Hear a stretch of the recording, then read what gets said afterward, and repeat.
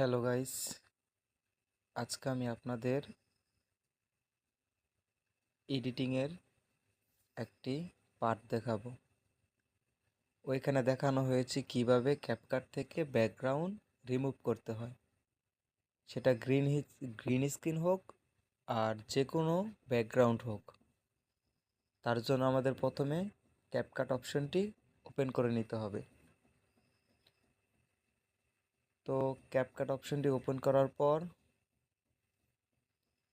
আমরা প্রথমে সিলেক্ট করব নিউ ভিডিও। সিলেক্ট করার পর এখানে কিছু ভিডিও আসবে। আপনার গ্যালারি থেকে যে কোনো একটা ভিডিও সিলেক্ট করে নেবেন। ধরুন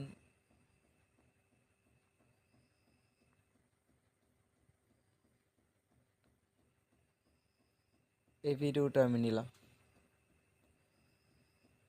এবার অ্যাড ওয়ানে দেওয়ার পর আমাদের ক্যাপকাটে এরকম একটি ইন্টারফেসে নিয়ে যাবে।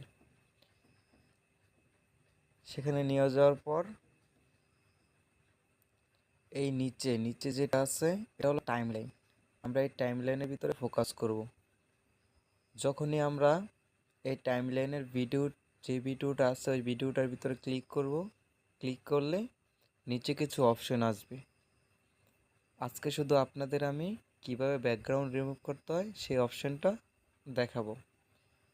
তো নিচে অপশনগুলোর ভিতরে এখানে বিভিন্ন অপশন আছে। এর ভিতরে আমরা এখানে লেখা আছে, এটি স্ক্রল করলে দেখা যাচ্ছে অ্যাডজাস্ট ফিল্টার, তারপর ভিডিও কোয়ালিটি। এখানে একটা অপশন আছে ভিডিও রিমুভ বিজি, এর মানে কি রিমুভ ব্যাকগ্রাউন্ড। এখানে আমরা ক্লিক করব। ক্লিক করার পর এখানে তিনটা অপশন আসবে। একটা হলো অটো রিমুভাল, একটা হলো কাস্টম রিমুভাল, আর একটা হলো ক্রোমাকে। এই তিন কাজ।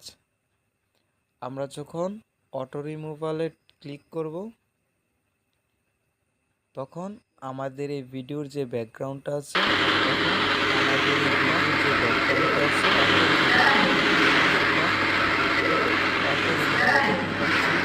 যে এর চারপাশে আমরা দেখতে পাচ্ছি কালো হয়ে গেছে। এর চারপাশে কালো হয়ে গেছে। তো এখানে কাস্টমাইজ এসে আমরা চাইলে এর ভিতরে এসে আমরা এটা ক্লিয়ার করে নিতে পারি। এটা বাড়িয়ে কাস্টমাইজ আসলে এরকম দেখাবে।